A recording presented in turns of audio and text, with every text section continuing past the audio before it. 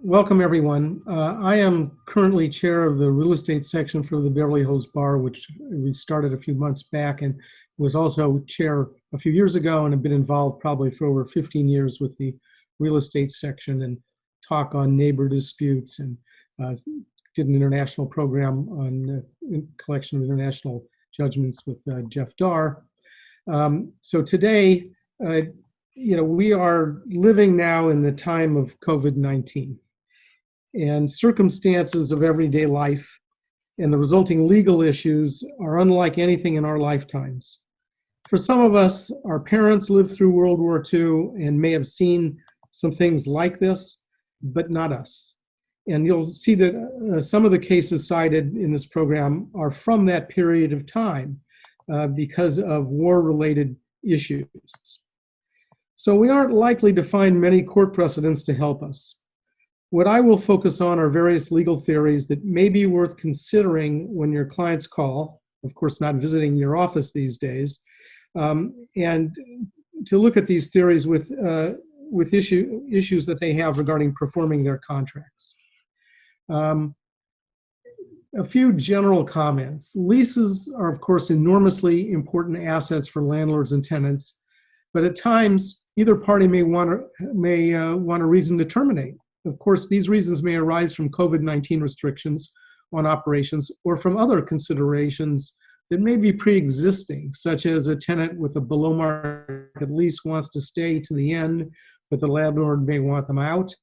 A location may make or break a particular type of store, and the location may not be replaceable. They can't lose it, but if it's an old building needing renovation, the landlord may want to redevelop it himself or sell it to a developer.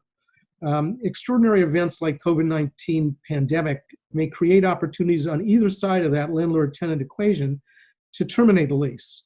And this applies to a wide variety of contracts, obviously not just real estate. Consider some specific examples of tenants with difficulties. A store without revenue, like a sporting goods store with only golf equipment sales and golf courses are closed, likely for months. Gyms don't know when they will reopen or who will return, especially if they had an older clientele. Massage studios and nail and hair salons only operate based upon close personal contact, verboten in the period of COVID-19. Recently, those personal services were really preferred tenants because retail stores have been having so much trouble because of internet sales. But now, what kind of tenant will a landlord with smaller spaces really want? And you may have a strip mall owner with tenants who want out. And what about office leases with rent that's too high or too much space? And I think of our two major local law firms that office on Olympic, Manat Phelps and Mitchell Silverberg, just relocated to Century City with probably a lot of extra space looking into the future and wildly expensive leases.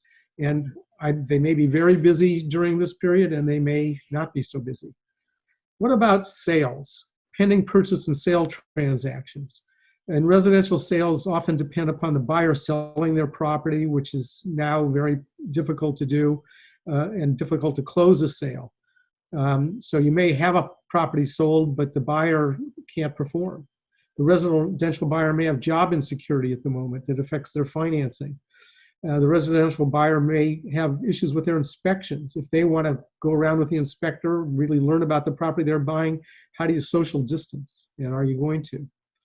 I have had some communications with a title company, and recording and title seem to be functioning for now. The major title companies have memos of understanding with the local county recorder offices, and they are recording electronically. You're going to have to rely probably on the title company's confirmation that the recording happened, because who knows when you'll get anything really back from the recorder's office. And then you have commercial buyers who are owner users who suddenly question their need for a new location given the COVID-19 market disruption. So what legal theories are we going to look at? The ones I'm going to address are force majeure or an act of God clause, frustration of purpose, although I'm going to talk about that after the next item, impossibility or impracticability, supervening events, and an interesting concept, which is failure of condition under these conditions. So force majeure is a contract provision that allocates the risk of some supervening event outside of the party's control. That's an important concept. Traditionally something like inclement weather, war, terrorism, governmental acts, which we'll talk about a little bit, and labor strikes, that render performance either impossible, impracticable, or not serving the agreement's primary purpose, which also shows why there's some overlap in these theories that we're going to talk about, but they're not exactly the same. So there's no established or uniform set of events that constitute a force majeure. The main elements used to establish the occurrence of a force majeure is that the event or condition itself must have been irresistible, unforeseeable. That's an element that runs across these theories generally. External to the parties and must have made performance an impossibility and not merely more difficult or impracticable. Identifying a force majeure. One case in California specifically says that a force majeure isn't limited to acts of God, so it may be broader. The test is whether under the particular circumstances there was such an insuperable interference occurring without the party's intervention as could not have been prevented by the exercise of prudence, diligence, or care. If you have human agency involved, you're probably going to lose your claim. In that case, somebody was an uphill owner. They did some coring so they could take out some materials. They took out the vegetation and topsoil, and a really heavy rain came. And the court said, look, you had more than one proximate cause of the harm here, and therefore it wasn't solely something beyond your control, and force majeure wasn't a defense. In the first case cited there, Pacific Vegetable Oil is one of these World War II cases about a delivery of copra, coconut meat, and war intervened, the crew wouldn't sail, they had other disruptions, and they were allowed out of their contract to deliver to San Diego.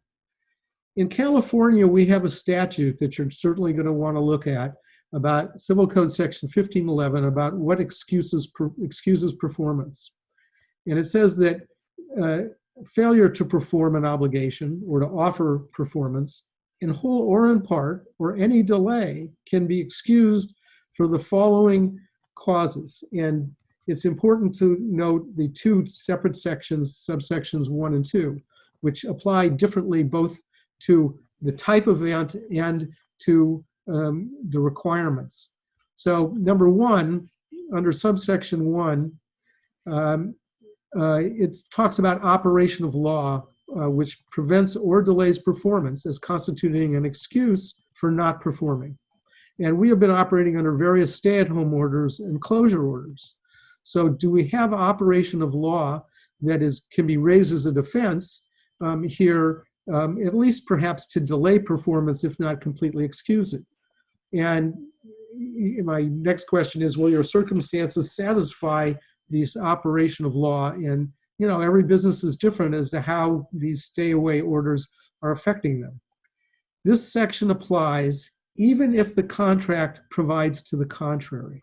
Important concept. The statute overrides the negotiated contract provisions, but subsection 2 you'll see is different. However, the contract can require notice provisions within a reasonable period of time, and I'll get later to some things landlord and tenants want to look at when they start looking at force majeure. Subsection 2 addresses an irresistible superhuman cause excusing performance. So you can see the distinction there. The first one regards operation of law, or also actions of a creditor. But this applies to irresistible superhuman cause, which excuses performance. But here, there is an exception if the contract addresses the event or the type of event. So if the parties agreed as to how the event will be treated, it may excuse performance, it may not excuse performance, or it may call for some alternative performance. But the contract clause governs, in this case, where it doesn't, where operation of law under subsection 1 applies. And again, an irresistible superhuman force may be broader than the usual notion of an act of God. There's a degree of foreseeability. You'll recall foreseeability was one of the elements I mentioned before.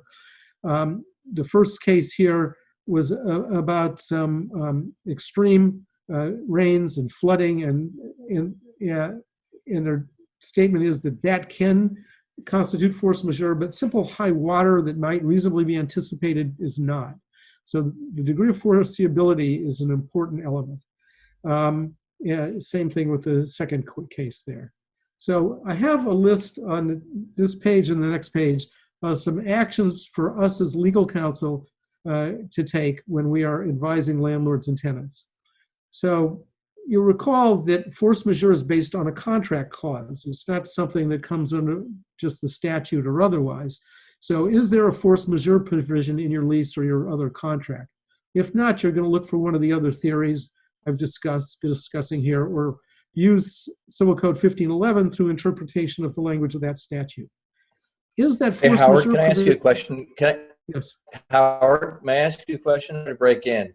But it seems to me that our attendees are curious the interplay of 1511 and impossibility, impracticability, and frustration of purpose with force majeure as a contract provision. Yeah, I wish I had a real clear answer, but a lot of these cases don't cite Civil Code 1511. 1511 may show some of them as annotations, and it may not. I'll discuss that a little later with a case that came up yesterday, Michael, that you know about.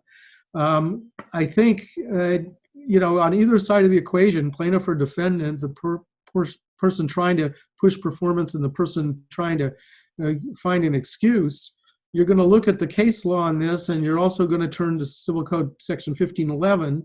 And I haven't seen any of the cases that I've read that discuss sort of, the abstract concepts and how they interplay with Section 1511, unfortunately.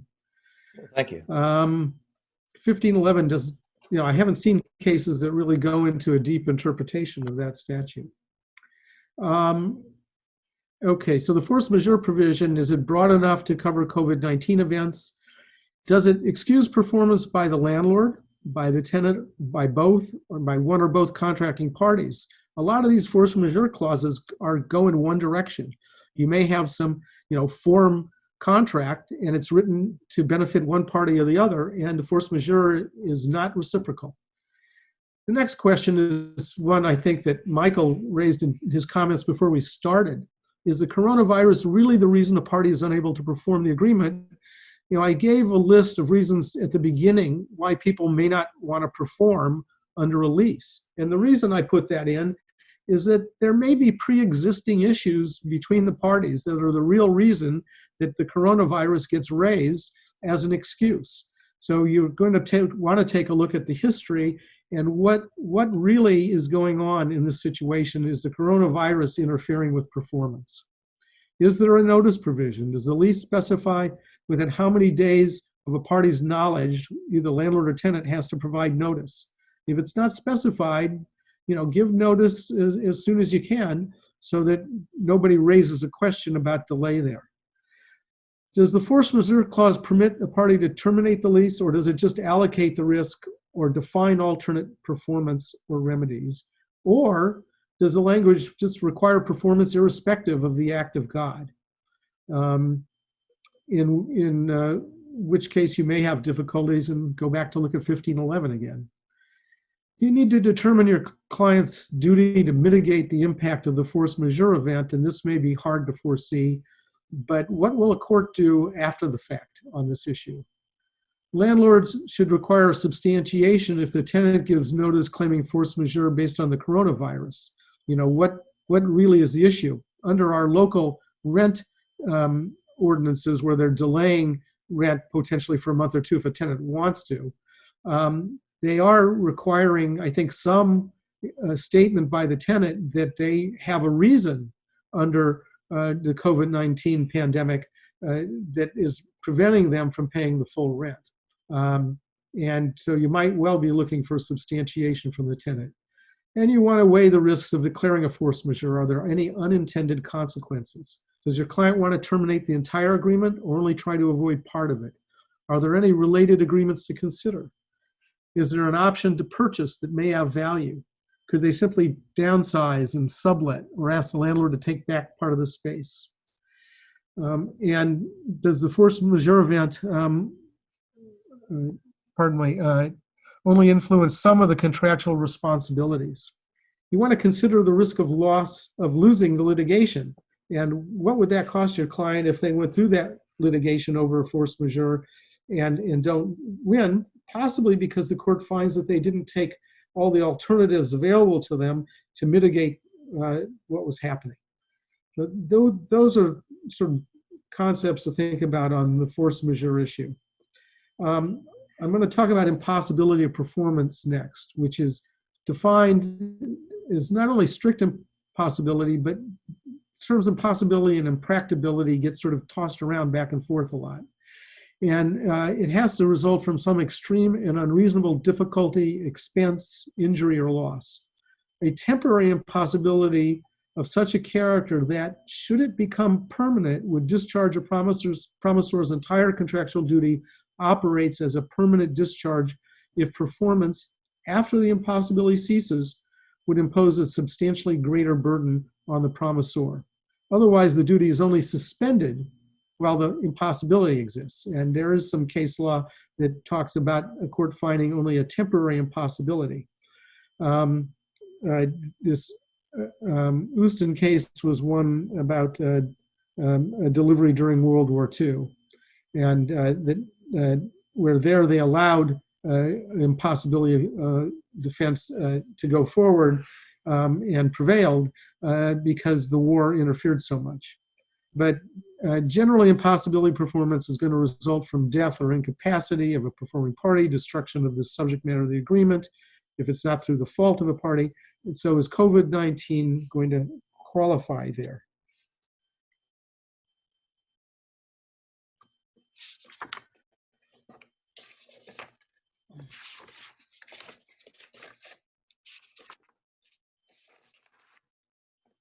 Oh, I'm sorry, the Houston case, was not the delivery of the cocoa. The Houston case, there was a milk producer delivering to a creamery. The creamery was afraid of a strike, but they had no evidence to show that a strike was really imminent, and they were not allowed to use the impossibility defense.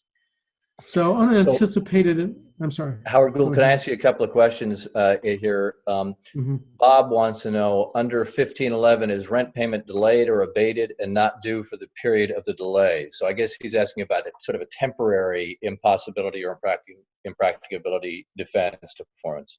I think it's definitely possible either to argue that or that a court may find that. You may go in saying, I want this terminated because of impossibility, and the court's going to say that was a temporary impossibility.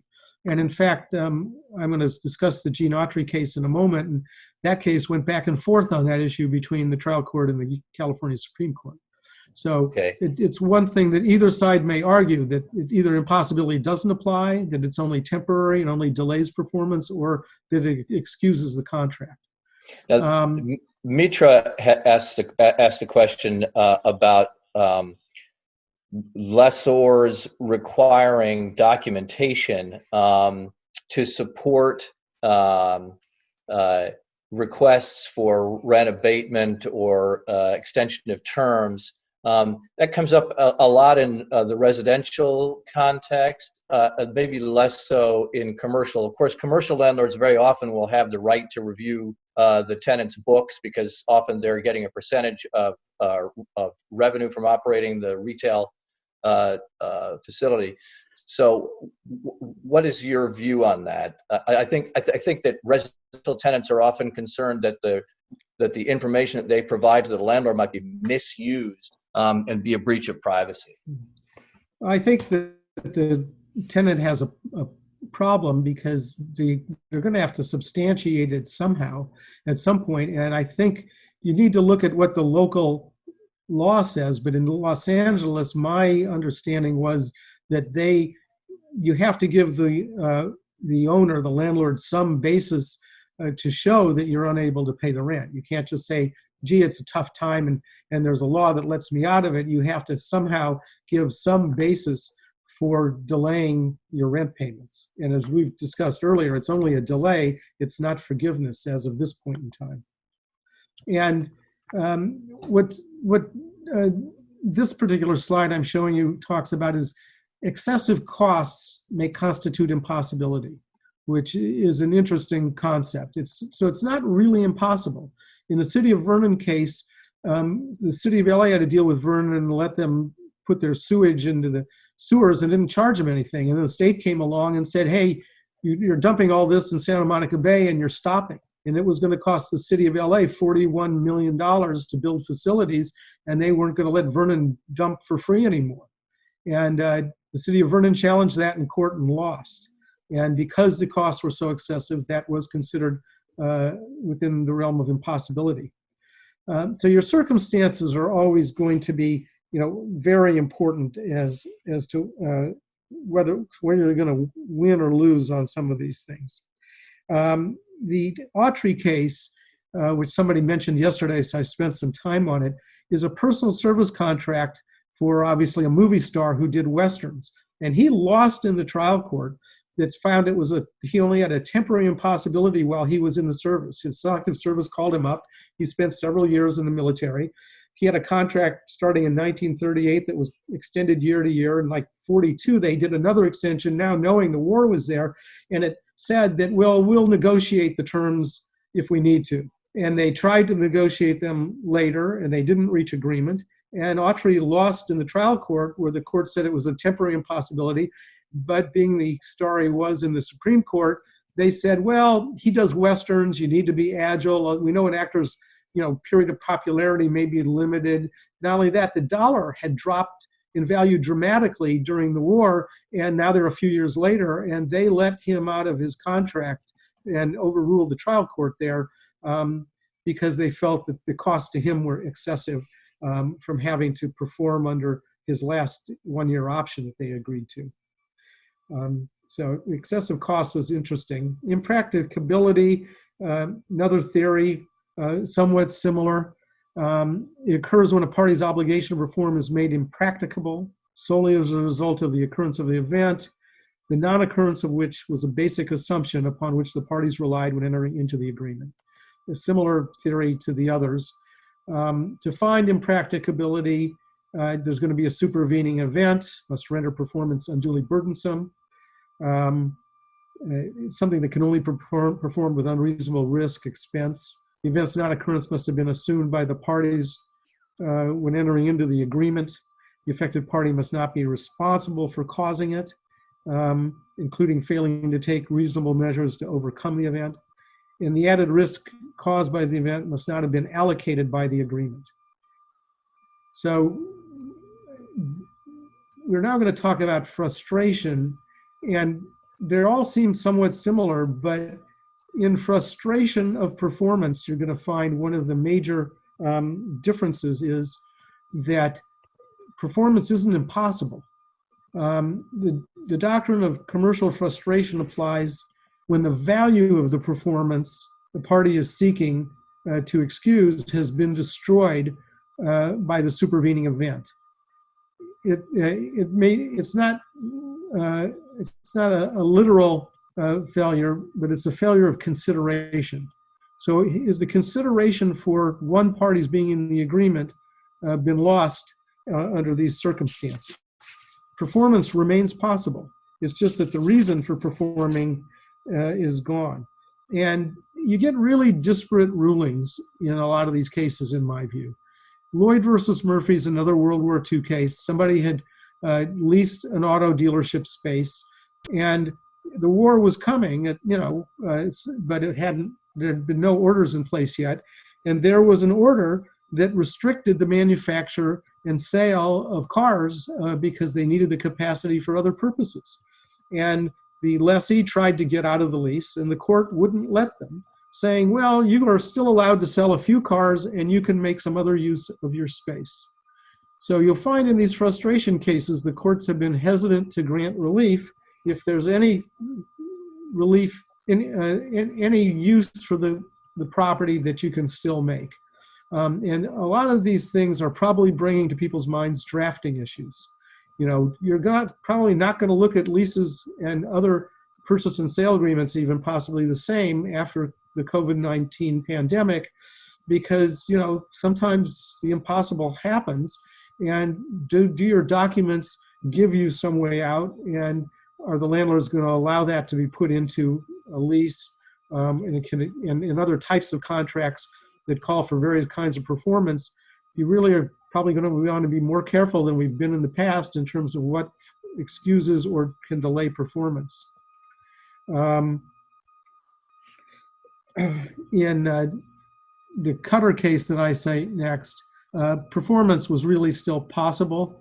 One party felt the fundamental reason for having, it was in this case a shareholder agreement of long standing, wasn't there anymore. Things had changed, but they had had an opportunity to get out earlier, to rescind earlier, that they decided not to take, and the court found that they'd waived their right, if they had one, to get out because of frustration of performance.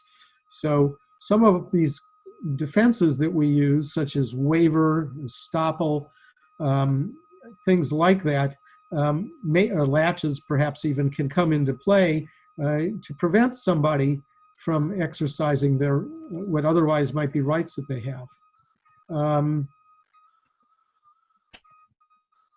So the affected party is making the statement that performance has been rendered no longer valuable by the event. And courts will generally discharge a party for frustration if the supervening event and the ensuing frustration were not reasonably foreseeable, and the primary purpose of the agreement is substantially or totally destroyed. But it raises a question there. Whose purpose in the agreement, and is it a purpose that was actually stated in the agreement?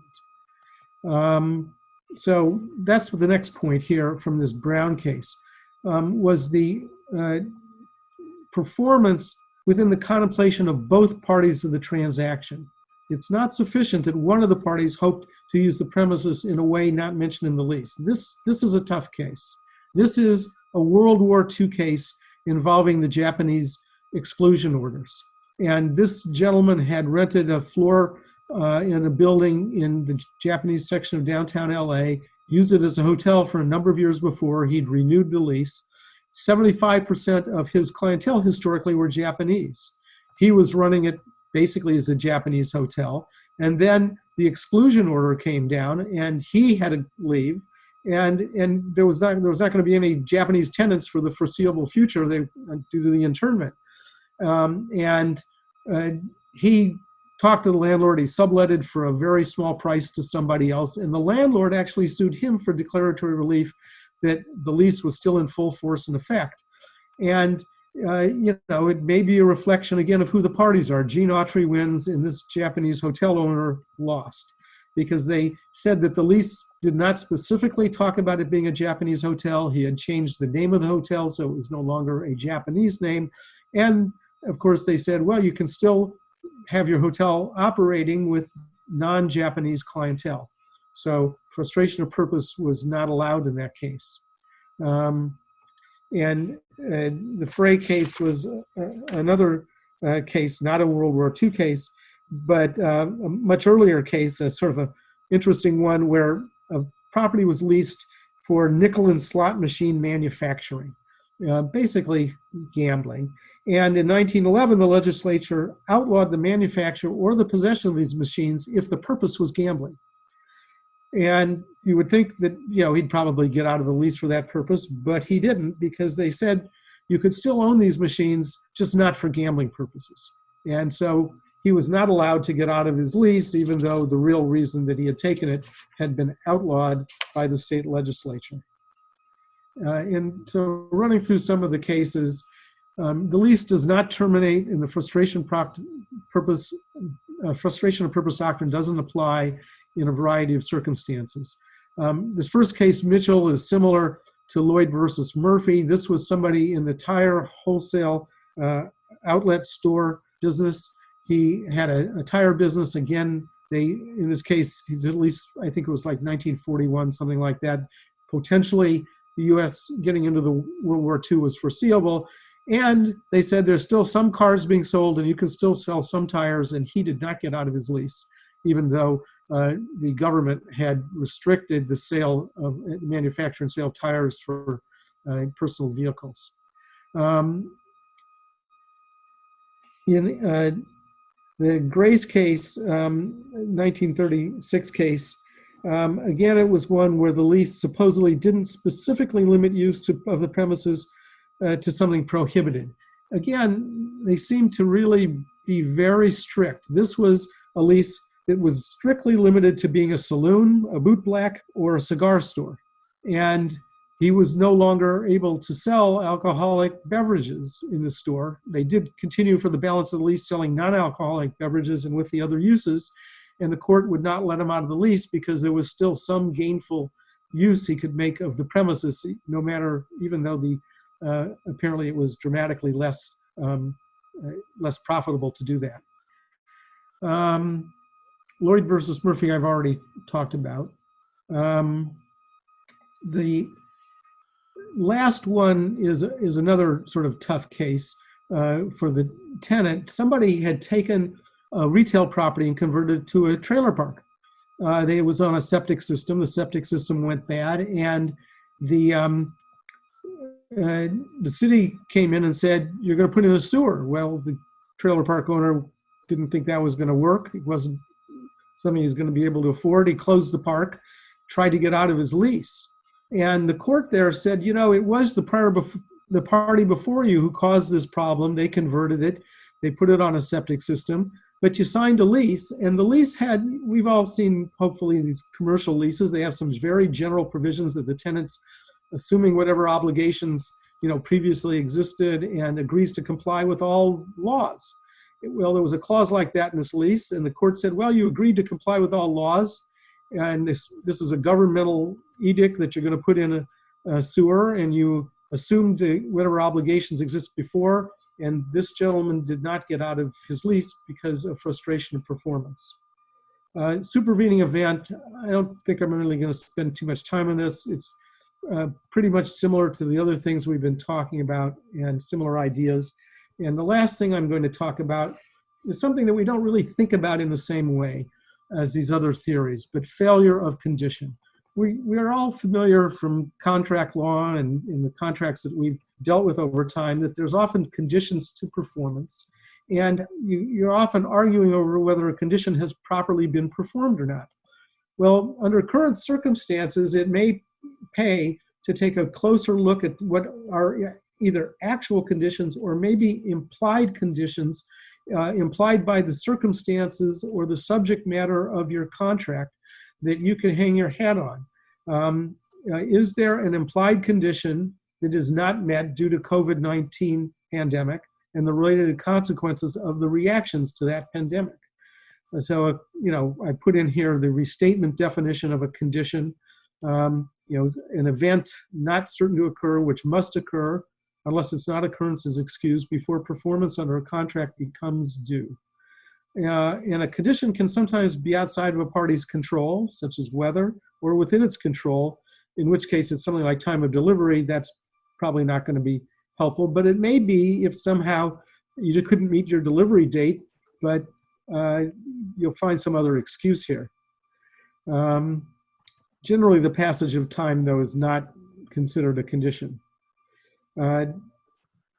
So that's sort of a different concept to think about when dealing with the calls that we're getting in these times, taking a look at the lease, the sales contract, the supply contract, and try to think about what the circumstances were when the contract was made that may imply some condition that we can use to our client's benefit. Thank you.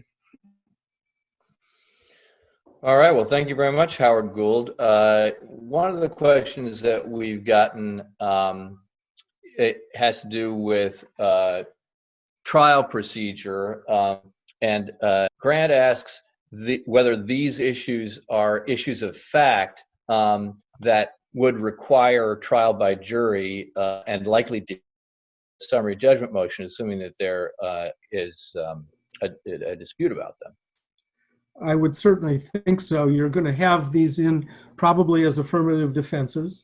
They're generally going to be factual defenses. Sometimes the facts may not be subject to controversy. Maybe there's not really an issue about the fact, which, you know, will be the view of the particular judge who's hearing the motion potentially. But generally, you're probably going to have to take this to a jury to determine your defense.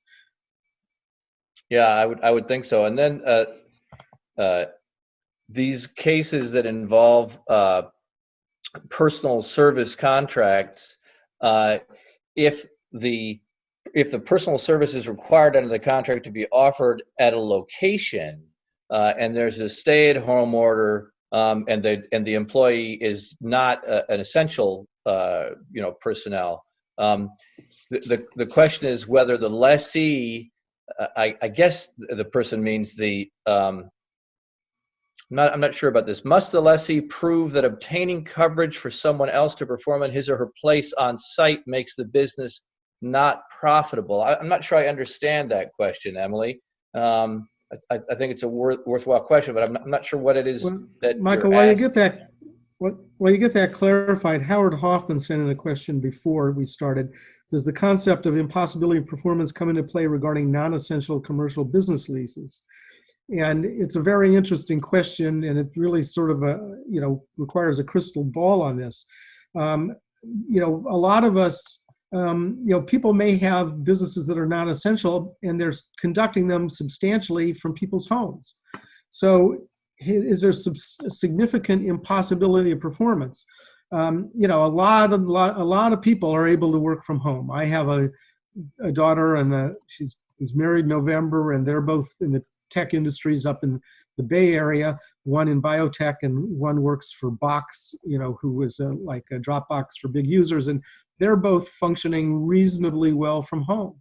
So what's the impossibility? It may not be perfect, it may not be as useful, but if they can get back in within a reasonable period of time, is performance really impossible? And how much loss of use have people had when their servers are still there and their equipment's still there? In my daughter's case, there's still a lab with skeleton crews operating, going in sort of around the clock to not be there at the same time and not infect each other. She's still able to get data once in a while from the lab that they then can work with remotely because they're computational biologists and they can do that. So really interesting questions about how little business do you have to be doing until one of these concepts would really apply. Michael. Okay, let's go to Howard. Let's go to Howard Fisher, who's been sitting patiently there, and I know he's got a lot to say about the very complicated tax responses that have been going on for COVID-19. So go ahead, Howard Fisher. I'm going to add a few things to Howard's presentation. Take a look at some of these forms we've been using over the years, like an AIR form. It does not have a force majeure provision in it. They've never had. So things that you may be looking for aren't there necessarily. And another source of persons to look at is those who advised in the drafting of the lease. And sometimes they're non-lawyers that have been involved in lease preparation. AIR forms and CAR forms, typically will have language, the lease lessee is going to be engaged in the business of, comma, and any other lawful activity. Well, if it's any lawful activity is one of the contemplated concepts, how are you ever going to have frustration? So there are some problems. Also, somebody raised earlier what kind of documentation you need. It will come up in the tax credit area. I'll talk about that in a minute. But in Beverly Hills, I think it's 30 days, and LA, I think it's 7 days that the tenant has to provide documentation. And usually it's not just loss of job. It has to be tied into the virus, especially for the tax credits. So you're going to need some documentation, and nobody has thought about the interplay of HIPAA or healthcare confidentiality provided in under California law. So it's going to be interesting. The CARE Act, which really has most of the tax issues, does not have a lot of things that's going to concern most people generally. The number one thing is tax returns have been extended from April 15 to July 15. That's both the filing of the return as well as paying the tax, two different concepts. So as long as you file and pay by July 15th, you're in good shape.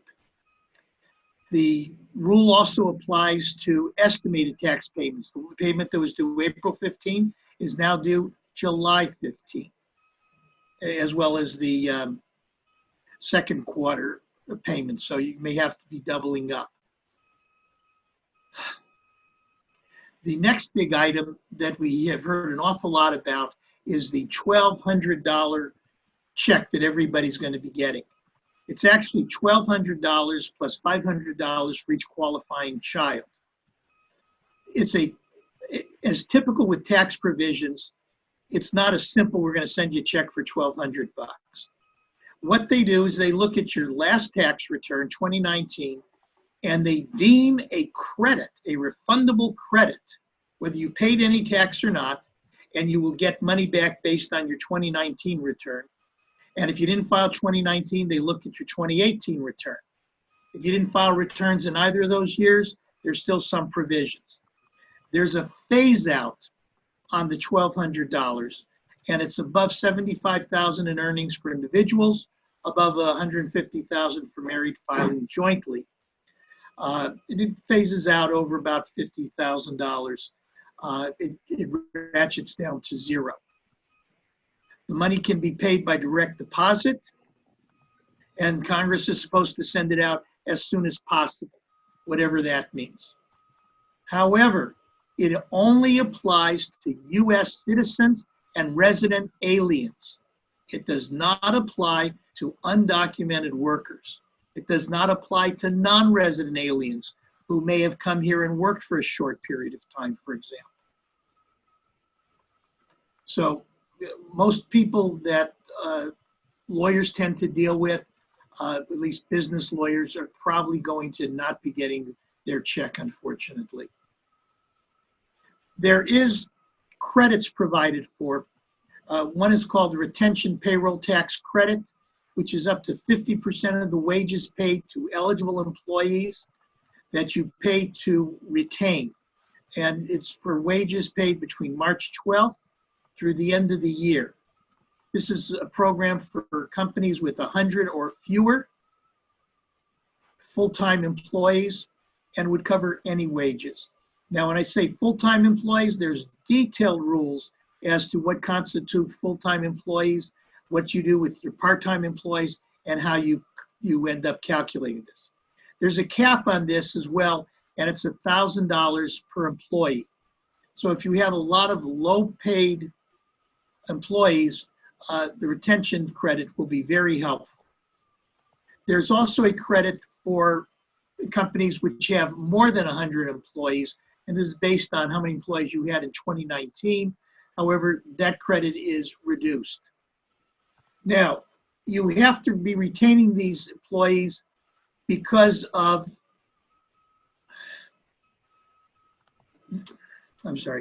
there's also a credit provided for employees that are covered under the Family First Act, which provides credits for those who are sick, those who are caring for sick people, but you have to be diagnosed. It's not clear from the act what diagnosed means. You have to be tested? But in LA County, we had doctors that were just assuming if you had symptoms, you had the virus, and they stopped testing because there was a lack of resource. And the employer is required under the act to maintain information as to why they're paying these credits. And that brings us right back to the HIPAA issue and getting enough information to be able to sustain the credit. If employers pay student loans, the first $5,250 is excluded from income. Normally when somebody else pays off your debt, it's called forgiveness of indebtedness, and you would end up with income. If an employer pays the $5,250 on behalf of an employee, there's no tax to the employee, and the employer presumably still gets their deduction. If you do not itemize on your taxes, You can still get up to $300 deduction for charitable contributions of cash. Now, cash, typically, and cash was not defined. Can you write a check? Sure.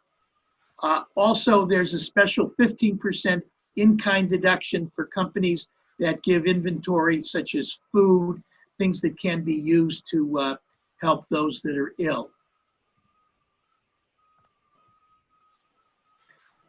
Small businesses, non-corporate businesses that have losses in excess of $250,000 under the Jobs Act, they were eliminated, and eventually you ceased being able to take the loss. There was a cap.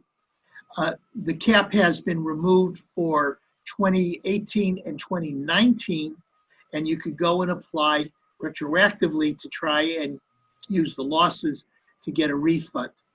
And if you're a corporation, an S Corp, or a partner in a partnership or an LLC that's treated as a partnership, the test of the $250,000 is at the individual level. The Job Acts also repealed the corporate AMT. That's now, you can go, if you have any unused AMT credits, they're going to be refundable, and you could go and apply. The Job Acts also changed the rules if you have more than $25 million in interest deduction. Not a lot of my clients are in that boat, but they've now raised the limit to 30% of adjusted income as opposed to 50%. California has an interesting provision, or Governor Newsom was talking about. He said, well, if you collect sales tax on the first $50,000, you small businesses can retain the $50,000 and don't have to pay it till the end of the year, rather than paying it currently.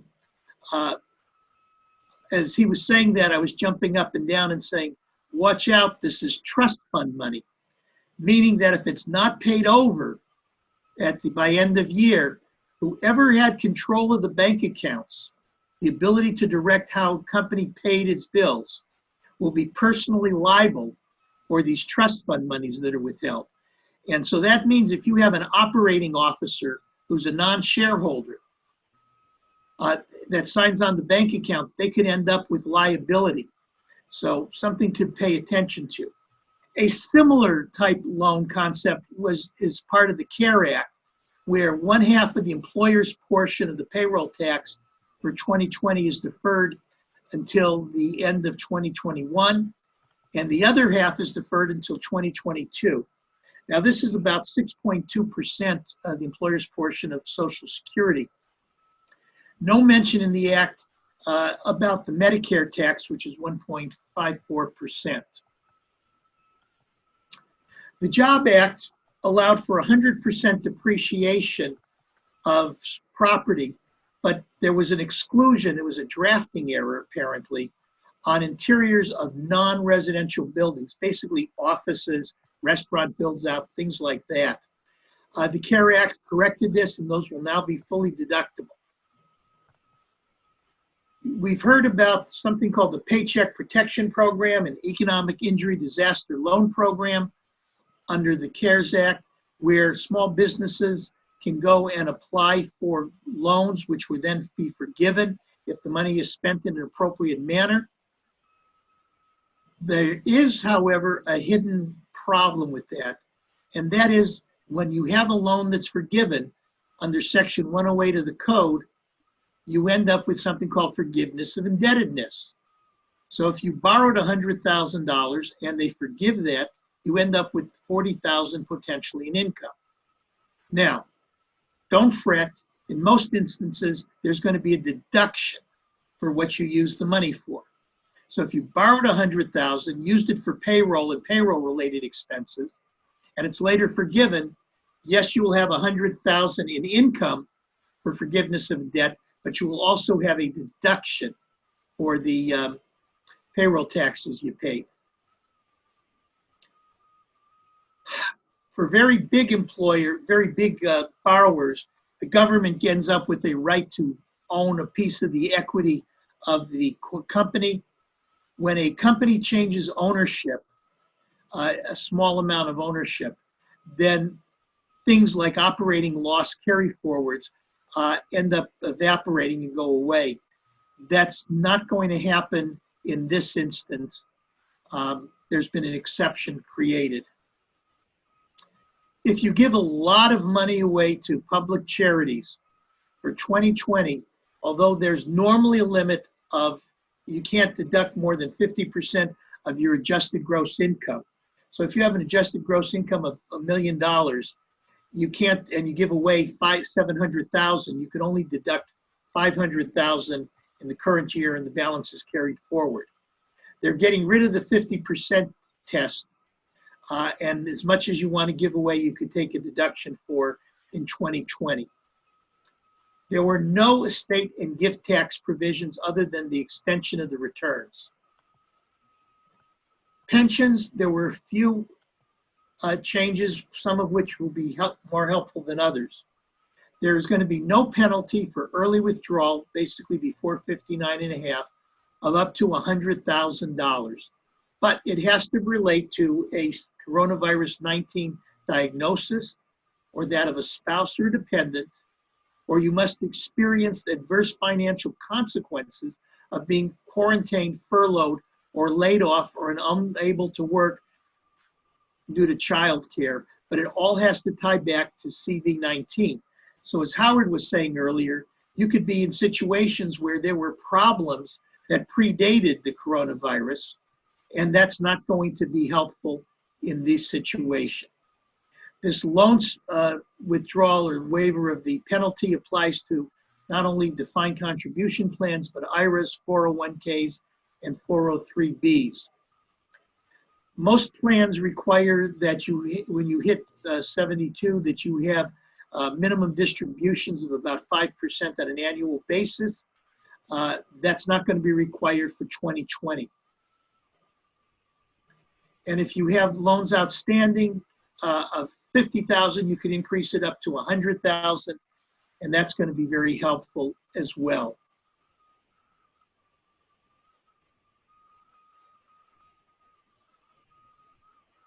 Families First has some really interesting provisions. If you have less than 500 employees, then you have to end up covering employees for paid sick leave and paid family leave. Unless you have less than 50 employees, then you were able to exempt out. If you are covered by Families First and did not exempt out, there is a full credit, a dollar-for-dollar credit, which will take care of the salaries that you have to pay to the employees who do take the sick leave or take the family leave. So the government has tried to make some of their mandates somewhat ameliorate, but there's still going to be a big tax cost to a lot of things. Governor Newsom did not extend the payroll, the payment of property tax, which was due on April 10th. He was asked about it, and he basically punted and said, well, we will look at individual reasons. The assessor has not indicated what reasons might be viable and whether how lenient they're going to be on waiving penalties. So there's some bright places here and there in the tax code, but they're few and far between, especially compared with the other problems like earning a living during this time of crisis. And with that, I thank you. All right, thank you, Howard. We have both Howards. We have sort of a flood of questions. There are a lot of questions about the interplay of the payroll protection plan and deductions. So let's see here. One of the questions has to do with, some of these are very complicated. Are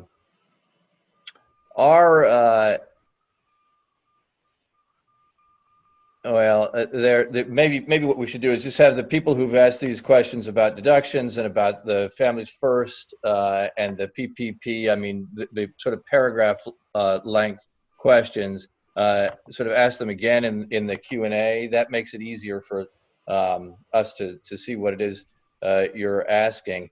Now, does Howard, either one of you,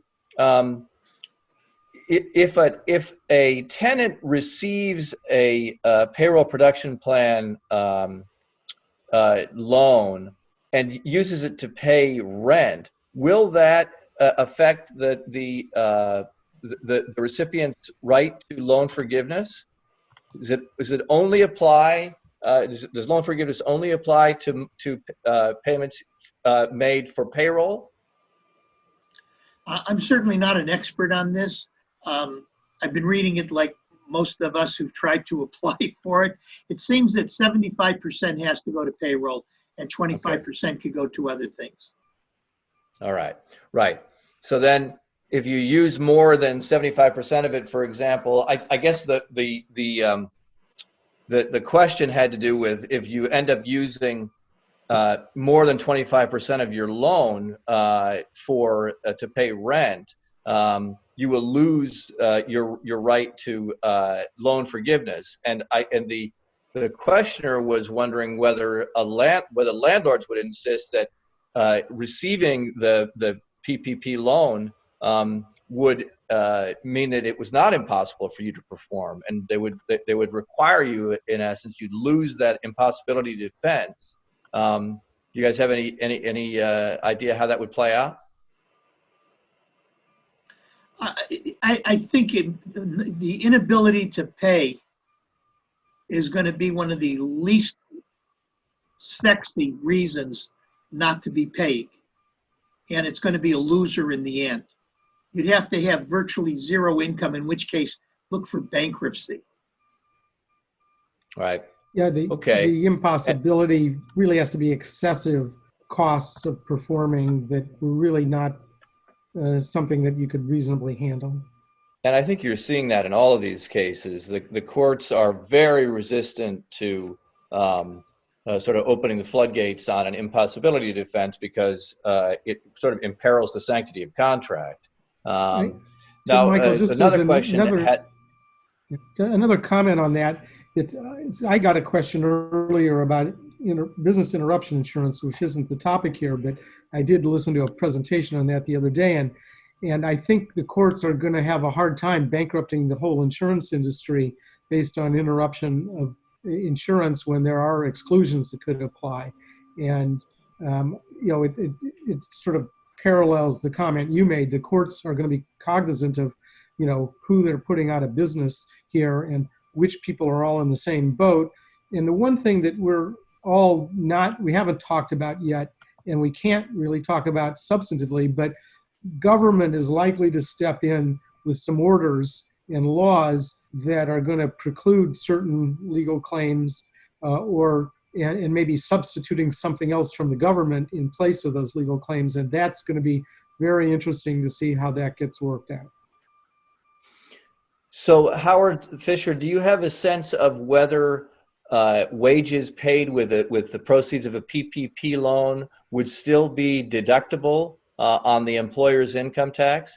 Because the loan itself is not taxable, and the forgiveness, I think you just said, appears that it won't be taxable either, right? Or maybe the forgiveness will be taxable. The forgiveness is taxable, but you're going to be paying wages which are deductible, so that'll be a wash. Okay, so even if you're paying the wages out of the free money, so to speak, from the PPP, you'll still get a tax deduction for that use of the wages. Correct. Okay. All right. Good. Okay. All right. And then, are sole practitioners eligible for these PPPs and EIDLs? Absolutely. And what's the status of that program? Payroll. Most of the money, I understand, is running real low, and it was a first come, first serve, and they're wrangling in Congress to put another 250 billion in, and it's kind of being held up at the moment. Some banks were only accepting applications from existing clients. Some of them cut off, opened their window and closed it immediately because they were able to fill up the trough, so to speak. So it's a little bit difficult to tell. There's also a $10,000 emergency loan that you could apply directly to the SBA for. And again, you'd use that for rent, utilities, and payroll. And that too, actually, the application, I think, has to be submitted to an SBA-approved lender, and the lenders are having or were at least, as of last week, having a devil of a time figuring out how to proceed, and which is surprising because they get paid what amounts to an origination fee, is my understanding. That they would be at all resistant to it surprises me, but because it's a guaranteed. They're federally guaranteed loans, but they've been having a real tough time. Some banks are just not doing it. Okay, I tell you what we'll do, because it is now about 10 minutes after 4. We've been here for an hour and more.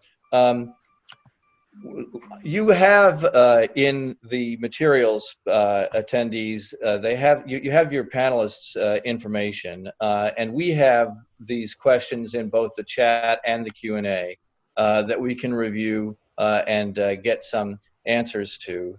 What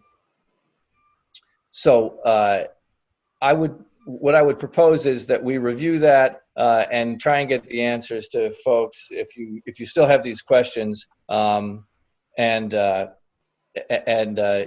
reach out to us. I thank you very much for attending, our attendees. We still have 226 participants, which is verging on a record. It helps to be free, certainly. And I would remind you that we have another program on litigation in the age of COVID-19 on Thursday, this Thursday, the 16th. And we have a program on healthcare law and elder law next Tuesday, the 22nd of 21st, I guess that would be next Tuesday. Of April. So thanks very much, everybody. Michael, if I might, the real estate section had a program already planned for April 30th on asset protection with Jacob Stein that is going to, I think Jacob's going to try to give it now a COVID-19 look-see on asset protection.